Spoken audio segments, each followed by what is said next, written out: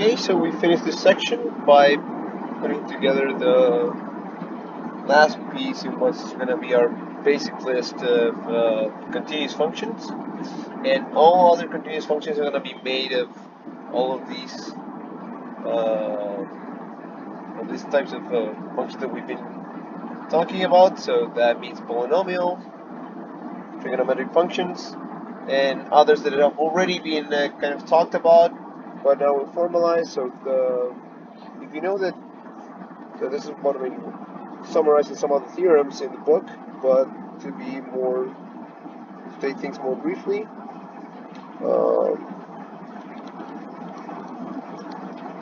We know the inverse functions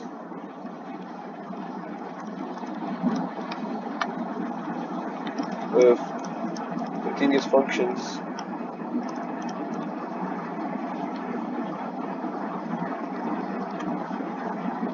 are continuous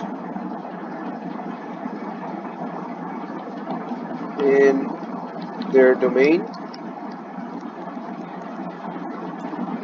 So we already saw that in one of the previous lists. So when we considered logarithms, or just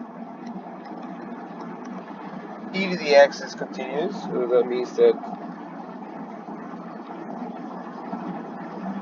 which then implies that the natural log of x is continuous in its domain, which is the interval 0, 0, plus infinity.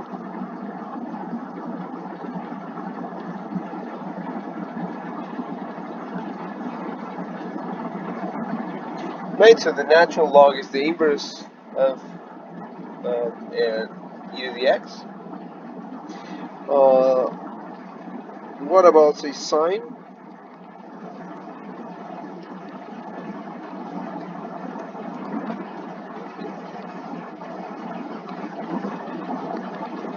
Sine of x has an inverse, which is denoted by arc sine of x, or sometimes denoted as sine of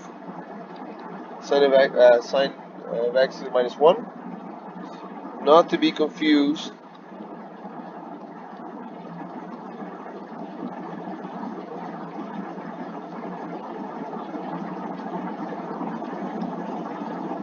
this is very important because it's the kind of mistake that we're used to see in exams.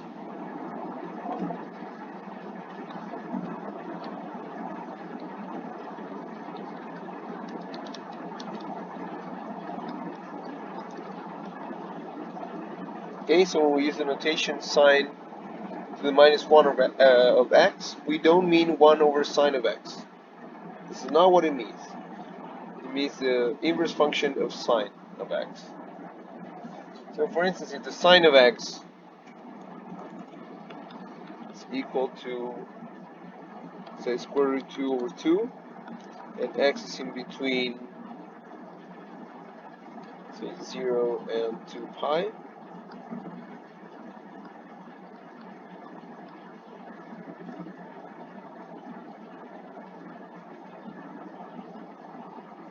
then this will be pi over 4.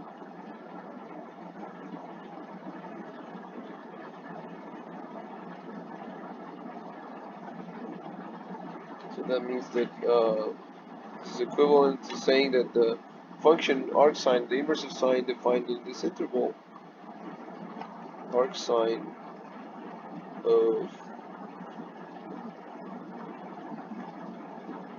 square root 2 over 2 is pi over 4,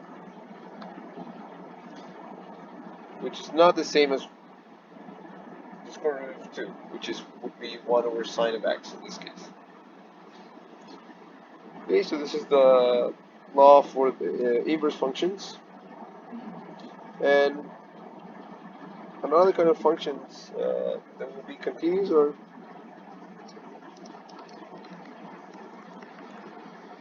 composite function. So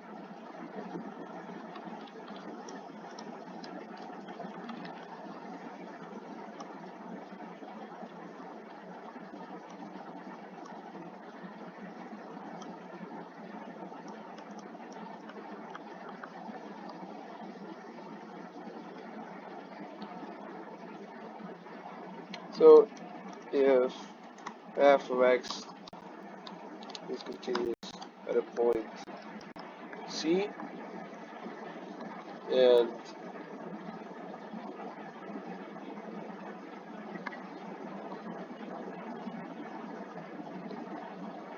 then you have another function, g of x continuous at f of C,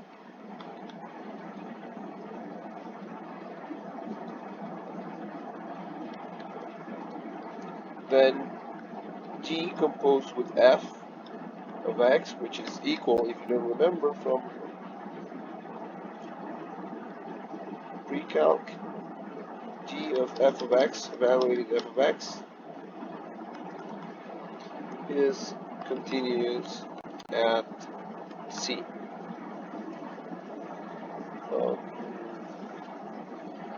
As an example, let's consider the function f of x equal to x squared plus 1, and the function g of x, the square root of x.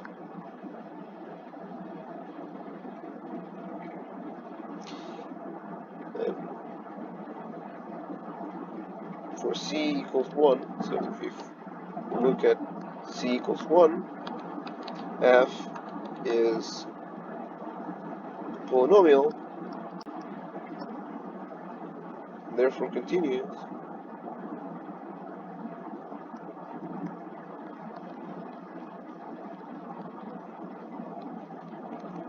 Continuous everywhere, in particular at 1. And f of 1 is equal to 2, which is greater than 0. So it's this is in the domain of g of x, square root, as the input to be non-negative, and wherever that expression makes sense, g will be continuous.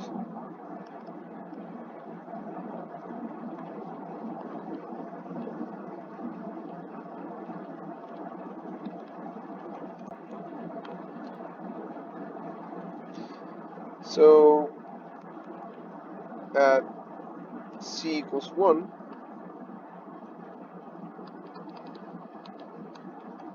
d composed with f is continuous. And what is g of f? D composed with f? G composed with f, x, is equal to g of f of x, which is the same as the square root of f of x, which is the same as square root of x squared plus 1. So what we concluded is that this function, the square root of x squared plus 1, is continuous at x equals 1. Finally, for applications, when we want to compute limits, we want to take advantage of continuity to simplify our computation. So we have a continuous function. If f is continuous at x equals c, then the limit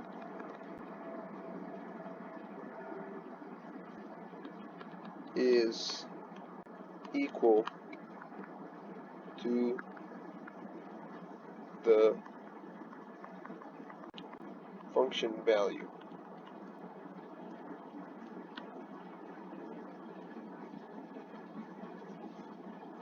That is the limit of f of x x approaches c equal to f of c. And so how do we use this rule? Suppose that we had an expression f of x, and we wanted to compute the limit as x approaches c. Then we simply evaluate f of c, f at c, provided that f is a continuous function. If it's not, what we'll see in what we're going to see next in the next couple of videos is that we can sometimes modify f so that it agrees with a continuous function, except at the point, and so that allows us to compute the limit by means of doing a little bit of algebraic manipulation. We did that last week also, but we're going to do it more formally and more systematically this week.